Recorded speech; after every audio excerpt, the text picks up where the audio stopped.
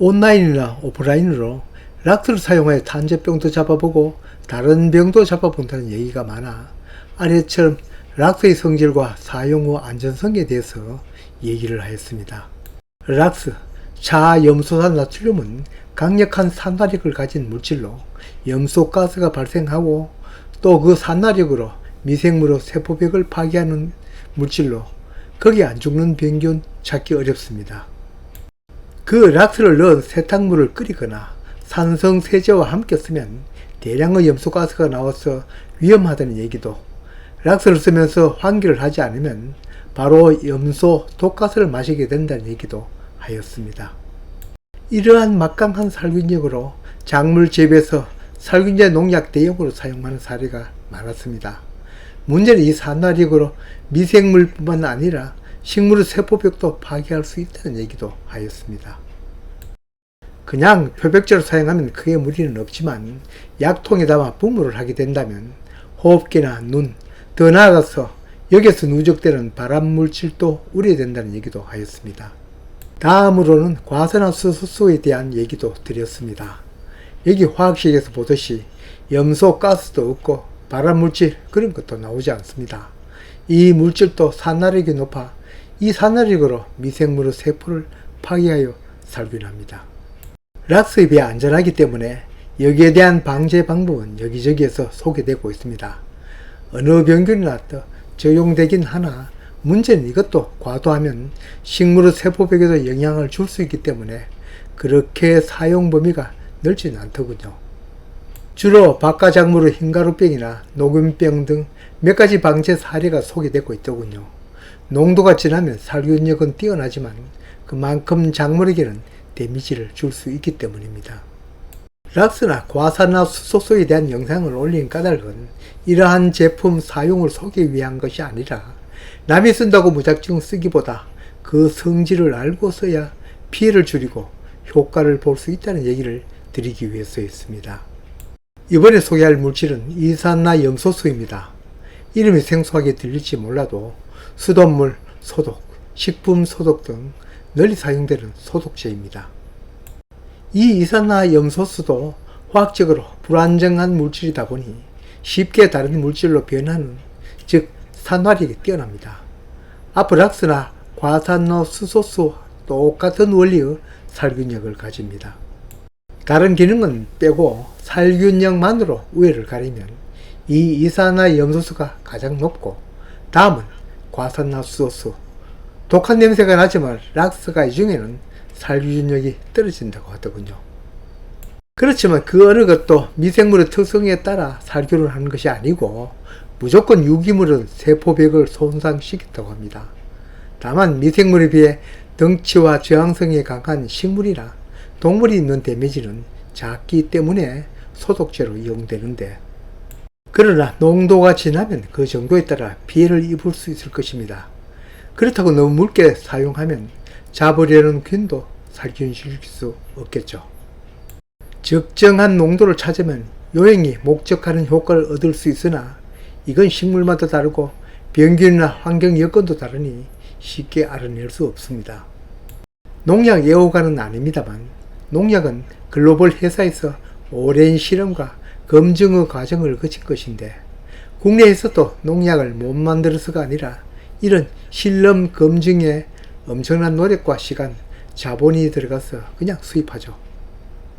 그럼 이 이산화염소수는 왜 소개하느냐? 직접 작물 방제에 쓰기보다 토양 소독이나 수확한 작물에 남아있는 잔류 농약 절감 등에 사용하기 위해서입니다. 이런 이산화염소수에 대한 공부도 시청자분들께 소개하기 위함이 아니고 앞으로 제가 적용하기 위해서 공부한 것이고 그걸 공유할 뿐입니다. 그럼 제가 공부하고 정리한 이산화염소수에 대한 이야기 본론으로 들어가겠습니다. 서론이 길었습니다만 생뚱맞게 본론으로 바로 얘기 드릴 수는 없었기 때문입니다. 이산화염소수는 아래 화학식에서 보듯이 불안정한 물질이므로 산화력이 높습니다.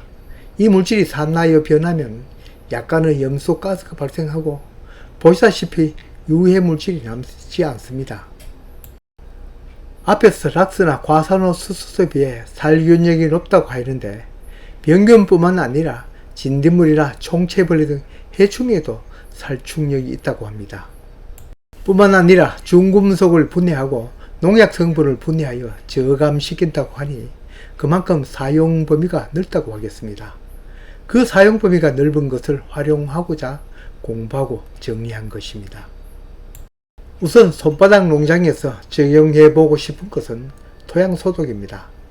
농약방에서 토양살균제로 판매하고 있습니다만 사실 크게 효과를 보지 못하였습니다. 아래의 자료는 생산회사에서 실험한 자료입니다만 토양살균력이 매우 높음을 보이고 있습니다. 원래 우리 과수에나 채소밭에 만연하였던 병균들, 그 밭에 그대로 활동합니다. 내년에도 거의 나타나죠. 거기에다 해충들까지 마찬가지입니다.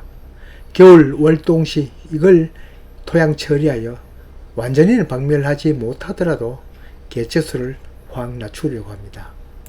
이 이산화염소수로 토양 소독할 때마다 영상을 올리겠습니다. 그리고 그 효과 객관적인 검증은 도구도 기술도 없어 불가능하지만 그래도 달라져 보이는 것은 정리해 보겠습니다. 효과가 아주 뛰어나다면 토양살균제, 토양살충제 사서 쓸 일 없겠지만 이 이산화염소수가 갖고 있는 특성을 잘 살린다면 기대 외의 효과를 얻을 수도 있을까 생각해 봅니다. 항시적인 토양살균보다는 특수한 상황에서 사용은 나름의 효과가 있지 않을까 생각해 봅니다. 아래의 자료는 선명하지 못합니다만 다이아치론이라는 진딧물 총체 응애 나방 등을 방지하는 살충제에 담궜던 농산물을 묽은 이산화염소수에 담궜더니 시간이 지남에 따라 감소한 비율을 나타내는 그래프입니다. 그리고 아래 자료는 상추를 농약 3종에 담궜다가 100ppm 10분 담궜더니 87% 제거율을 보였다는 얘기입니다. 알다시피 묽고 시간이 짧으면 저감 효과는 낮고 높은 농도에 오래 담궈두면 제거율은 높겠으나 대신 농산물에 데미지를 줄 수 있죠. 이놈저놈 가리지 않고 유기물로 세포나 무기질을 분해하니까요. 다음은 탈취 효과, 냄새 제거입니다. 우리 농장에 냄새 나는 것은 퇴비 쌓아놓은 곳. 보통 퇴비 사면 완전 반려된 퇴비보다 농장에 쌓아놓고 반려가 되는 셈입니다. 냄새를 감소하는 방법으로 고초균 등 미생물을 살포하면 유익한 미생물을 더 첨가하는 효과는 있겠으나 그로 말미암아 분해 속도는 더 빨라지니 냄새 또한 더 나는 것을 경험하였습니다.